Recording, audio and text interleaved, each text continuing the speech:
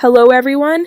Every single tip I'm about to share with you comes directly from the technicians who work at this appliance repair shop, which is very well known in my city. So don't worry, we're going to fix this issue together. When a Samsung dryer shows the 3C error code, it's usually related to the motor or the system that controls the motor's speed. In simple terms, the machine tries to spin the drum, but the control board detects that something isn't working the way it should.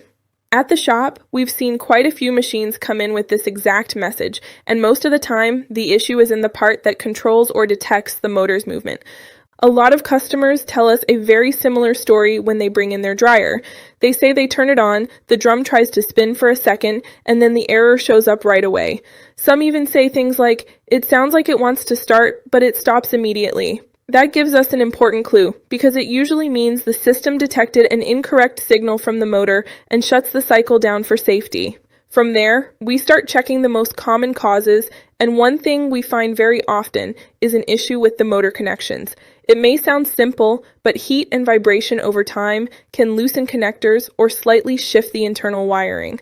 I remember one customer who came in worried that the motor was bad, and after opening the dryer, we found a slightly loose connector. We secured it properly, tested the machine, and the error was gone. If the connections look good, then we move on to a part that's closely related to this code. The motor speed sensor, also known as the Hall sensor.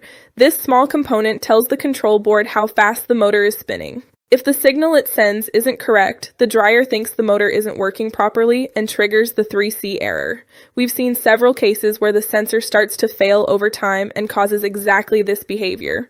While checking these components, we also pay attention to something many people overlook, whether the drum spins freely. Sometimes the problem isn't directly the motor, but rather that the drum has too much resistance. This can be due to worn rollers, lint buildup, or a part that's starting to seize.